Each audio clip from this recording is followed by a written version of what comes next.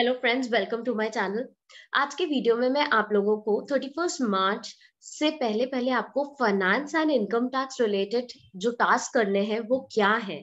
7 बहुत important task हैं जो आपको 31 मार्च से पहले पहले करने हैं।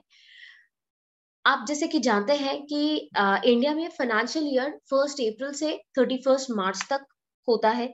तो 31 मार्च से पहले पहले आपको, अगर कोई गवर्नमेंट की स्कीम है उसके तहत डेडलाइन 31 मार्च है, तो उससे पहले आप वो गवर्नमेंट स्कीम का बेनिफिट उठा सकते हैं। या इनकम टैक्स की बात करें तो tax saving, tax planning investments जो है वो भी 31 मार्च तक आप कर सकते हैं। तो मार्च अभी चल ही रहा है, ये साल फाइनेंशियल ईयर 21-22 एंड होने ही वाला है। तो कौन से इंपॉर्टेंट है टास्क जो आपको करने हैं, ये हम आज इस वीडियो में देखेंगे। तो अगर आप मेरे चैनल को सब्सक्राइब नहीं किया तो प्लीज इसे सब्सक्राइब कर लिए, जैसे ऐसी एजुकेशन वीडियो आपको मिलते रहे।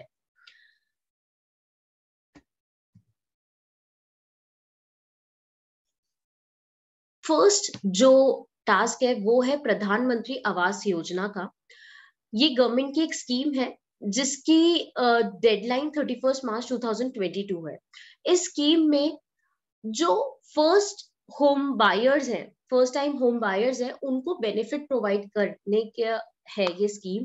इसमें सब्सिडाइज इंटरेस्ट रेट का बेनिफिट मिलता है। अगर आप पहली बार घर खरीद रहे हैं, आपका पहला घर है, तो economically weaker section, LIG MIG categories को subsidize interest rate, subsidies provide की जाती है against the loan taken for purchasing home.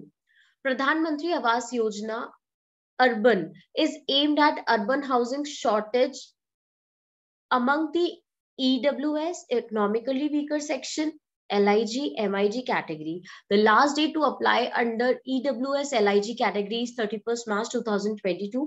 For those who are eligible for this category, the home loan comes at a subsidized interest rate under the credit linked subsidy scheme of the government.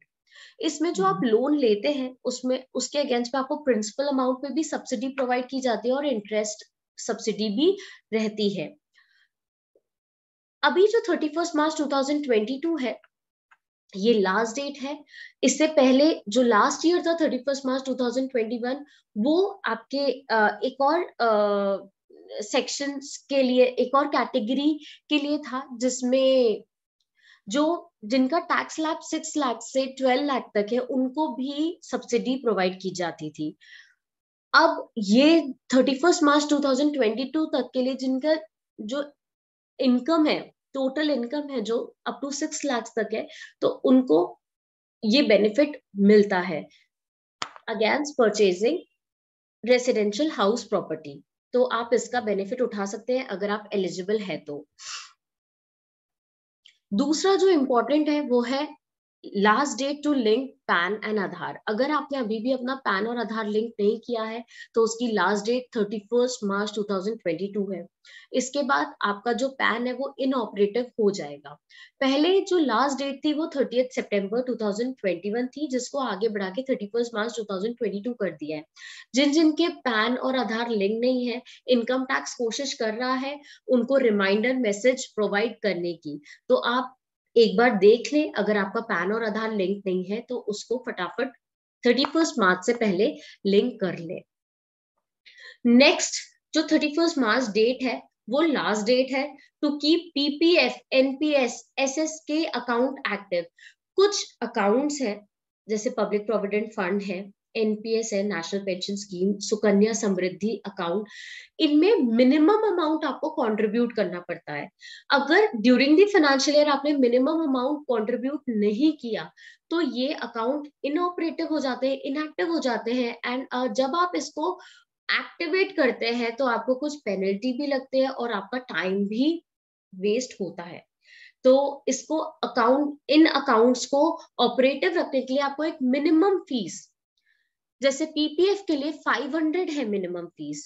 The minimum annual contribution for PPF account in a financial year is 500, failing which the account gets a discontinued status and withdrawal will not be allowed. किसी साल में अगर आप नहीं जमा करते PPF में, तो आपने अभी तक जितना भी जमा करा आप विड्रॉ भी नहीं कर पाते, and no loans can be taken against it. तो मिनिमम अमाउंट जमा करना इंपॉर्टेंट है। For NPS account holders, it is mandatory to make a minimum contribution of 1,000 and a minimum deposit of 250 in each financial year is required to keep Sukanya Samriddhi account active. तो ये 3 account में minimum fees requirement है, आप minimum deposit जरूर करें। Maximum limit तो 1,50,000 तक है। Certain investments such as TPF, NPS, Sukanya Samriddhi account requires a minimum account to be put into the account in each financial year in order to keep them active. Failing to deposit a minimum amount in PPF, SSY, NPS will make those account inoperative and one will have to regularize or unfreeze it before making fresh investments. सो ये भी एक important task है जो जिसका आपको ध्यान रखना है। अगर आपने कर लिया है तो ठीक है, नहीं करा है तो एक बार आप चेक करें एंड उसको एक्टिवेट रहने दें। नेक्स्ट जो टास्क है वो है additional deduction on home loan. सबसे पहले जो हमने देखा था वो प्रधानमंत्री आवास योजना के तहत जो सब्सिडी मिलती है अगर आप लोन लेते हैं for purchasing a residential house, वो सब्सिडी से रिलेटेड है। और ये जो टास्क है ये है इनकम टैक्स का। इनकम टैक्स में सेक्शन है 80EE। इसमें again first time home buyers, जो फर्स्ट टाइम होम बायर्स हैं उनको बेनिफिट दिया गया है additional deduction of interest amount. और जो ये एडिशनल डिडक्शन है वो 1,50,000 तक का है। इसमें कुछ कंडीशंस हैं, कंडीशन को फुलफिल करते हैं मींस आप एलिजिबल हैं अगर इस थाने का, तो इसकी जो लास्ट डेट है 31 मार्च 2022। लास्ट डेट किस चीज की है? लोन लेने की। अगर आपके बाकी कंडीशंस फुलफिल होती हैं सेक्शन के तहत, तो अगर आपका लोन सैंक्शन होता है बिफोर 31 मार्च 2022, तो आप अपने इनकम टैक्स रिटर्न में एडिशनल डिडक्शन ऑफ इंटरेस्ट ले सकते हैं अप टू 1,50,000 तक। एडिशनल वर्ड क्यों बोला जा रहा है कि हाउस प्रॉपर्टी में भी अंडर सेक्शन 24 इंटरेस्ट का बेनिफिट मिलता है। जब आप हाउसिंग लोन लेते हैं तो उसमें आप जो ईएमआई पे करते हैं during the financial year, EMI में प्रिंसिपल पोर्शन भी होता है और इंटरेस्ट पोर्शन भी होता है। प्रिंसिपल पोर्शन का डिडक्शन तो आपको सेक्शन 80C में मिल जाता है एंड इंटरेस्ट का जो डिडक्शन है वो under section 24 under house property head मिलता है। तो ये जो एडिशनल डिडक्शन है ये आपको 80EE में मिलेगा। तो इसकी लास्ट डेट भी 31 मार्च 2022 है। अगर आप हाउस लोन ले रहे हैं तो आप कोशिश करें 31 मार्च 2022 से पहले सैंक्शन हो जाए। The benefit of additional deduction of ₹1,50,000 for the home buyers interest paid on home loan over and above ₹2 lakh under Section 24 of Income Tax Act is available up to 31st March 2022 under Section 80EE of the Income Tax Act. If you are eligible for home loan under Section 80EE, make sure you avail before these schemes end. ये scheme 31 मार्च 2022 तक ही valid है। Next जो last date है 31 मार्च वो है आपके tax save करने से रिलेटेड। मींस अगर आपका अभी भी जो इन्वेस्टमेंट है ये फुल यूटिलाइज नहीं हुआ है अंडर सेक्शन 80C, अगर आपने अभी भी पूरी 1,50,000 तक की जो लिमिट है वो यूटिलाइज नहीं की है, तो 31 मार्च से पहले अभी भी आपके पास टाइम है, आप इन्वेस्टमेंट करें एंड फुल 1,50,000 का बेनिफिट उठाएं। 80C में आप जो इन्वेस्टमेंट करते हैं वो पीपीएफ में कर सकते हैं, लाइफ इंश्योरेंस प्रीमियम से रिलेटेड कर सकते हैं, ईएलएसएस में कर सकते हैं, एनएससीज में कर सकते हैं, टैक्स सेविंग बैंक डिपॉजिट्स है आप उसमें कर सकते हैं, वो लॉक इन पीरियड के साथ आते हैं। There are several options to choose from. तो आप अगर आपके लिमिट अभी भी एग्जॉस्ट नहीं हुई है तो प्लीज इसे यूज करें। एंड स्पेशली उनको ये ध्यान देना है जो ओल्ड टैक्स रिजीम का बेनिफिट उठा रहे हैं। अगर आप न्यू टैक्स रिजीम ऑप्ट कर रहे हैं तो टेंशन की बात नहीं है, क्योंकि न्यू टैक्स रिजीम में इसका डिडक्शन मिलता ही नहीं है, बेनिफिट मिलता ही नहीं है। तो अगर आपकी लिमिट एग्जॉस्ट नहीं भी हुई है तो ठीक है, बट स्पेशल ध्यान देना है जो ओल्ड टैक्स रिजीम का बेनिफिट उठा रहे हैं while filing your income tax return, उसमें आपको 1,50,000 का डिडक्शन के बेनिफिट मिलता है।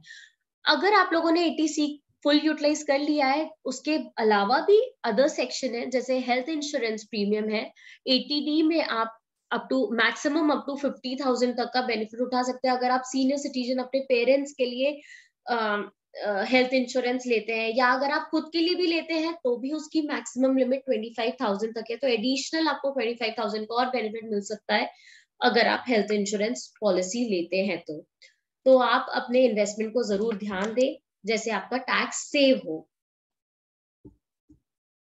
नेक्स्ट जो लास्ट डेट है 31 मार्च, वो बिलेटेड रिटर्न फाइल करने की है। बिलेटेड रिटर्न कौन से साल से रिलेटेड? फाइनेंशियल ईयर 2021 से रिलेटेड।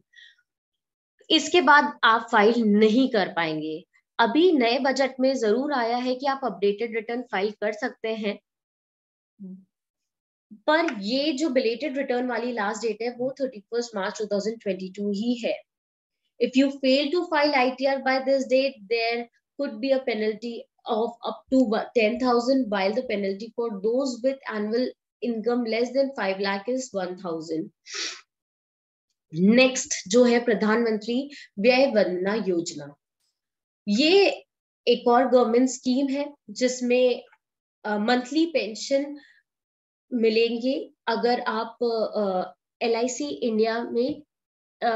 इंडिया में आप डिपॉजिट करते हैं तो हायर रेट का अर्निंग मिलती है। If you are looking to park funds for regular monthly income and earn a higher rate before it likely to comes down, then investing in Pradhanmantri Vaya Vandana Yojana may be looked at.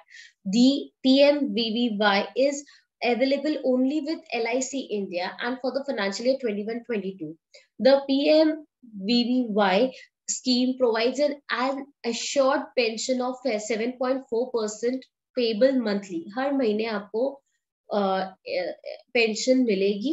This assured rate of pension shall be payable for full policy term of 10 years. इस policy का जो tenure है वो 10 years है, and आपको ये policy जो purchase करनी है वो बिफोर 31 मार्च 2022 परचेज करनी है।